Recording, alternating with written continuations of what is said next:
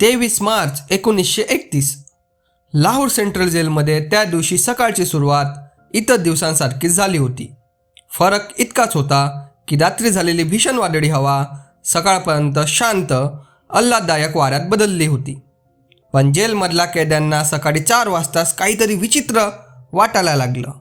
अचानक वार्डन चरत सिंग आले आणि त्यांनी सगळ्या कैद्यांना त्यांच्या त्यांच्या कोठड्यात परत जाण्याचा आदेश दिला. कारण विचारलं गेलं पण काहीच सांगितलं गेलं नाही. फक्त एवढंच म्हणाले, वरून आदेश आहेत. कैदी अजून विचार करतच होते की नेमकं चाललंय तरी काय. तेवढ्यात जेलमधला न्हावी बरकत तो दबक्या आवाजात प्रत्येक कोठडी सोडून जात होता आणि कुजबुजत होता. आज रात्री भगतसिंग, राजगुरू आणि सुखदेव यांना फाशी दिली जाणार आहे. हे ऐकताच सगळे कैदी हादरले. काही क्षण जेलमध्ये पूर्ण शांतता होती. मग कैद्यांनी बरकतकडे हात जोडून विनंती केली, फाशीनंतर भगतसिंगची एखादी तरी वस्तू आमच्यासाठी घेऊन ये, जेणेकरून आम्ही आमच्या मुलांना आणि नातवंडांना सांगू शकू की कधीतरी आम्ही भगतसिंगसोबत याच जेलमध्ये होतो. बरकत भगतसिंगच्या कोठडीत गेला आणि तिथून त्यांचा पेन आणि कंगवा घेऊन आला. त्या 2 छोट्या वस्तूंवरूनही कैद्यांमध्ये चढाओढ लागली. शेवटी चिठ्ठ्या टाकून निर्णय घ्यावा लागला. थोड्याच वेळात सगळे कैदी शांत झाले. सगळ्यांच्या नजरा एका ठराविक मार्गाकडे लागल्या होत्या, कारण याच मार्गावरून भगतसिंग आणि त्यांचे सहकारी फाशीच्या तख्ताकडे नेले जाणार होते.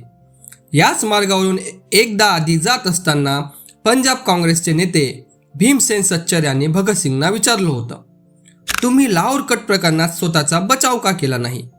त्यावर भगतसिंग शांतपणे म्हणाले होते, क्रांतिकारकांना मरण आलंच पाहिजे, कारण त्यांच्या मृत्यूमुळे चळवळ बळकट होते, न्यायालयातला अपीलमुळे नाही. वार्डन चरत सिंग भगतसिंगचे हितचिंतक होते. ते शक्य तेवढी मदत करत होते. त्यांच्याच प्रयत्नामुळे लाहोरच्या द्वारकादास लायब्ररीतून भगतसिंगना पुस्तक मिळत होती. संशोधक चमनलाल भगतसिंग डॉक्युमेंटेडमध्ये लिहितात की भगतसिंगना वाचनाची अफाट आवड होती. कार्ल मार्क्स, लेनिन आणि ॲप्स्टन यांची पुस्तक भगतसिंगनी जेलमध्ये मागवली होती. जेलचं कठीण जीवन भगतसिंगना आता परिचित झालं होतं. कोठडी क्रमांक 14, कच्ची फरशी, गवत उगवलेलं आणि फक्त एवढीच जागा की 5 फूट 10 इंच उंचीचा शरीर कसा बसा मावेल. फाशीचा अवघ्या 2 तास आधी त्यांचे वकील प्राणनाथ मेहता त्यांना भेटायला आले.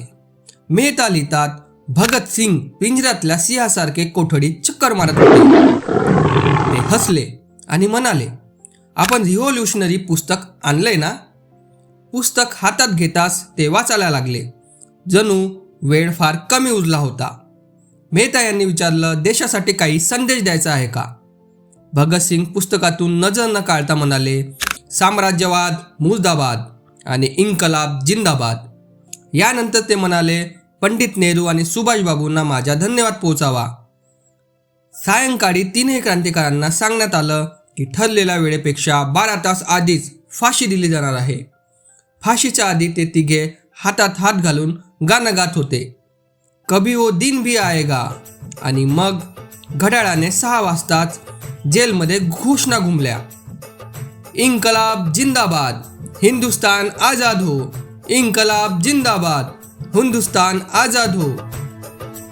3 शूरवीर हसत हसत मृत्यूला कवटाळले. वार्डन चरण सिंग म्हणाले, माझ्या 30 वर्षाच्या सेवेत कोणीही मृत्यूला एवढ्या धैर्याने समोर गेलेले नाही.